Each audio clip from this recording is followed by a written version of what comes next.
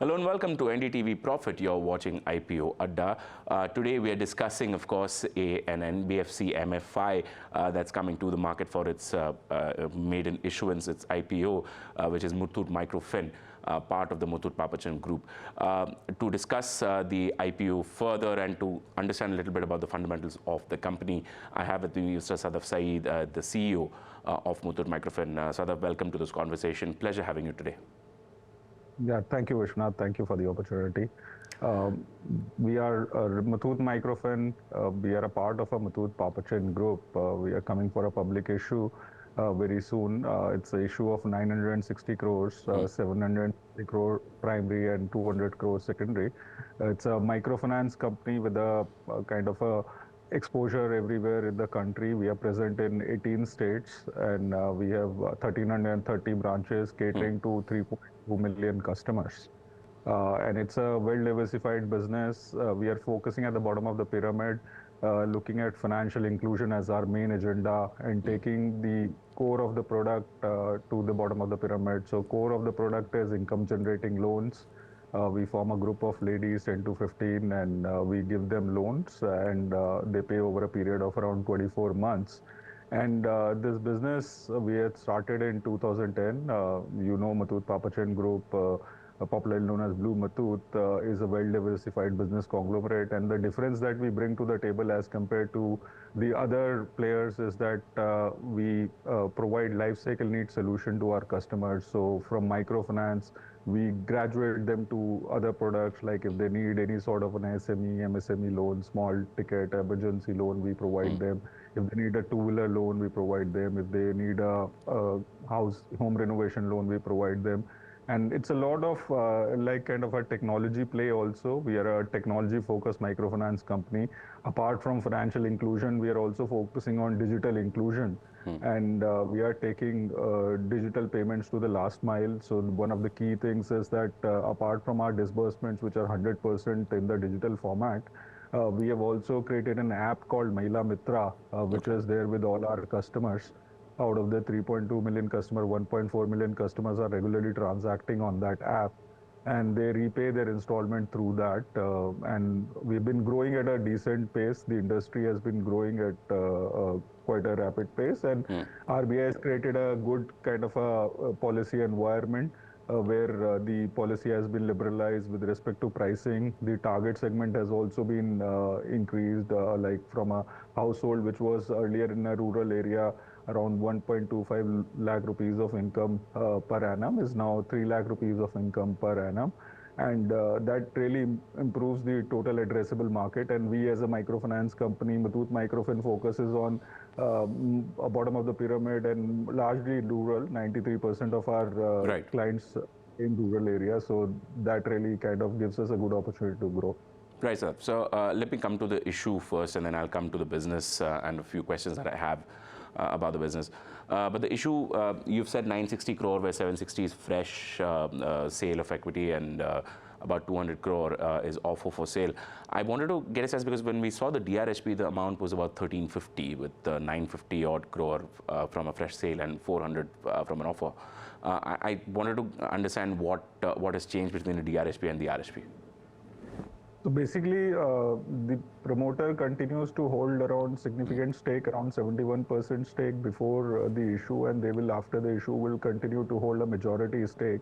Right. We feel that the return profile of the company has improved, and our accruals in the company are quite good in the first 2 quarters, and definitely the return ratios that we are reporting around 4.2% ROA with those internal accruals and the 760 crores that we are raising in the primary, which would be around 2.6 crores of fresh equity that we'll be getting in terms of shares, number of shares. I think that is sufficient for us to take forward the company for next 2 years. The internal accruals are really the ones which are really helping us, because our NIMs have expanded. Our NIMs have expanded to around 12.39% from earlier pre this new regime, which was around 9.9%. So as a result, our ROA and ROEs have also improved, and that internal accrual plus the fresh equity that we are raising which will allow us to continue to grow at a pace that we are growing. We are growing at a 36% CAGR growth for the last 3 years.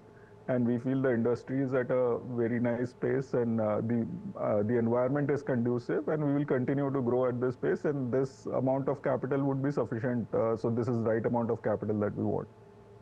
Okay. As of March, I'm just looking at the numbers that you've shared in your in your RHP.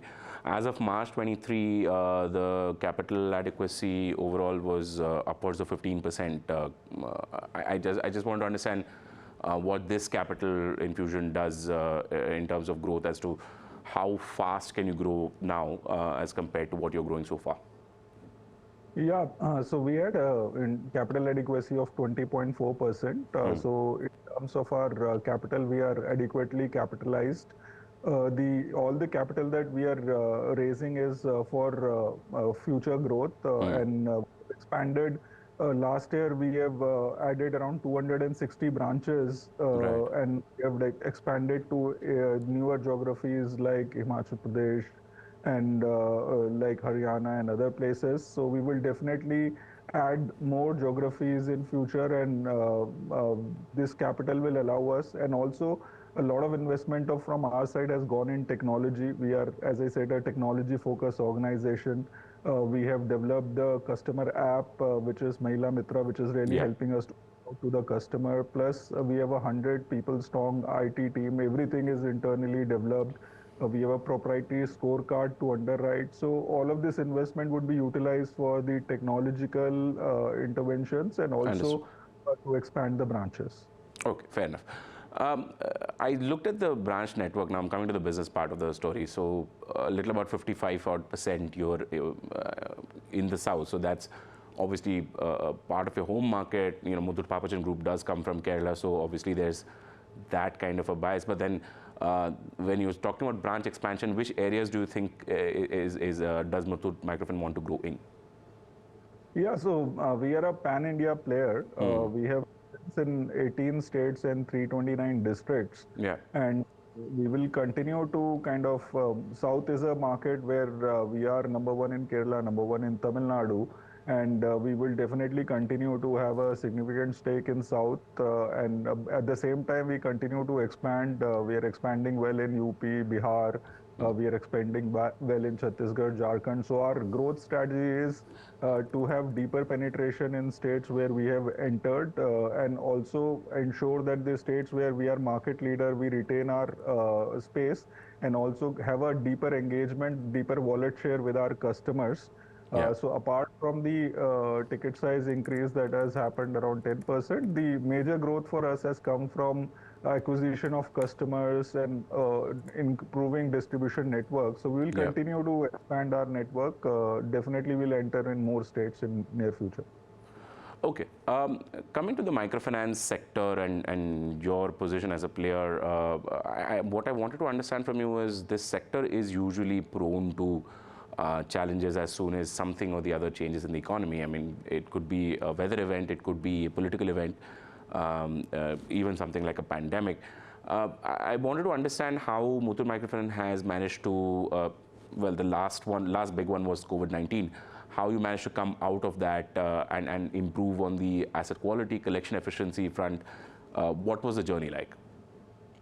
Yeah, so I think every such challenge provides an opportunity for the company to innovate and move forward. So like in Econ, where for an industry it was tough to do digital disbursement, everybody moved to digital disbursement, and Muthoot Microfin is the pioneer in that. We have done 100% of our disbursement in digital disbursement. Similarly, in COVID also, we have innovated, and we have created the entire infrastructure. We have used technology extensively. So we have developed our LMS, LOS, and customer app in such a manner that we operate in a near paperless environment. The underwriting, the disbursement, the collection, everything happens on a fly on an app. And we are able to kind of reach to our customer, and technology has also helped us reduce our turnaround time to 4+ days in disbursement to less than 3 days in disbursement, which really plays down in the efficiencies. So our cost to income ratio has reduced from around 64% pre-COVID or during COVID to now 46%. So that has really helped us. Technology has really helped us. But Muthoot Microfin is a very resilient organization. And we have faced challenges like Demon, and we have faced challenges like Kerala flood, and also now COVID. But we have come out strong, and consistently we have remained profitable, and we have grown. Even in post-COVID, whatever disbursement we have done, 97% of our disbursements which we have done post-COVID are on our book right now. Right. And that the delinquency is just 0.67%. And our repayment rate is 99% on time. So in the portfolio that we have originated post-COVID, there are no challenges. It is really behaving really well, and a lot of credit of it goes to the scorecard that we have developed. We have understood the customer behavior after studying 6.5 crore loan accounts, and we have identified parameters which influence the customer credit behavior. And we have categorized them into like various categories, and based on that, each individual customer gets a score. And we categorize those customers into 4 categories: low risk, very low risk, high risk, and medium risk. And we focus on low risk and very low risk customer, and we are making sure that our wallet share in low risk, very low risk customer increases. That is really helping us to reduce our stage 3 asset. So our delinquency has for the newer portfolio is 0.67, overall GNPA is 2.37, net NPA is 0.33%. We are really conservative in a sense of provisioning. We have provided a cover of 86% over our NPA assets. So we are carrying highest amount of cover among the peers in terms of provision on the NPAs. Okay. What I also wanted to understand from you was earlier in the conversation you mentioned that the RBI has created a policy environment which aids the growth. Having said that, the RBI governor at a recent public gathering was talking about the interest rate setting protocol that microfinance companies follow. His point was that there needs to be a little more transparency, because just because there is no cap anymore on how you set your interest rates, that shouldn't mean that prices should become usurious. Or usurious is a word that was used in a previous conversation, but essentially that was the essence of that statement. So I wanted to get a sense from you as to, not specifically Muthoot Microfin, but overall in the microfinance industry, do you think that there's a pricing issue? So if you look at the industry, and if you look at from a historical perspective, Malikam committee recommended a price band of around 26%. Yes. If you look at the top 10 players, which contribute almost 90% of the industry, most of them are much below that 26%. They would be at around 24 to 23%. We ourselves at a 23.5% on an average lending rate. So I think the rates have been very kind of reasonable. And if you look at it from a perspective of since the deregulation has happened, the interest rates have moved only around 2% or 2.5%. And if you look at policy rate, the policy rate itself has moved around 250 bips. So the microfinance industry has only passed on whatever the cost that they have got in terms of the borrowing cost. Apart from that, I think the pricing is quite reasonable, and RBI had created the policy environment to generate competition among MFIs. So that we are able to offer superior services to our customer and better rates to our customer. I see that happening, and all the MFIs are very conscious about the pricing, what they are charging to the customer. And in the near future, as we see that policy rates might come down, we have already seen a scenario where policy rates have stabilized. They may come down if the economy continues to grow and there is inflation under control. Then we will pass on the benefit to our customers, and rates will come down. And at the moment also, the rates are not very unreasonable. I think RBI is cognizant of this. RBI is a very kind of conscious regulator and a very foresighted regulator. Yes. In fact, in the recent circular also, RBI has identified microfinance as a non-consumption loan. So I think that really puts microfinance in the right space, and I don't see that interest rate being a big challenge. Fair enough. Last couple of questions from my side, Sadaf. First, with regard to Greater Pacific, which is one of the selling shareholders during this transaction, they came in about 2021, if I'm not wrong, invested in the company. What is their input been like as you go into the public for your main issue? How have they seen this this company evolve in the two and a half years that they've been around? Yeah, I think not only GPC, all our investors have been quite supportive, and GPC came at a very right time. During COVID, we got a $50 million investment from them, and subsequently they did another follow-on round of 10 million. So they have really believed in the company and they have invested in the company. Both like our private equity investor as well as promoter has backed the business, and they feel that this is the right space. And as we see like so much action happening at the bottom of the pyramid, the digital space and the payment space, be it Jandan, Aadhaar or mobile, or for that matter, aggregator platform getting into space, I think there is a lot of potential and growth opportunity at the bottom of the pyramid. And that's what GPC also realized. And they are firm backers of our organization, and they nobody is selling in this issue. They are diluting around 50 crores worth of their equity, but they continue to hold significant stake into the company. Right. And lastly, I know you're not allowed to give any kind of projections or anything of that nature, but investors who will come into the company during this IPO, what can they look forward to? See, Vishwanath, the key things in our organization is that this is a company which is backed by a strong promoter.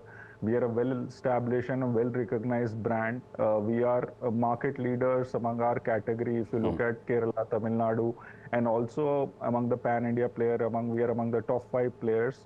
We have a robust risk management practices where we have this credit scorecard for underwriting, strong collections team, strong credit culture, and we have access to diversified sources of capital. We have borrowed from banks, all public sector, private sector, foreign banks. We also access capital markets for NCDs. So we have a robust liability franchise, and we have a strong corporate governance structure with the 10-member board, 5 independent members of stature on our board.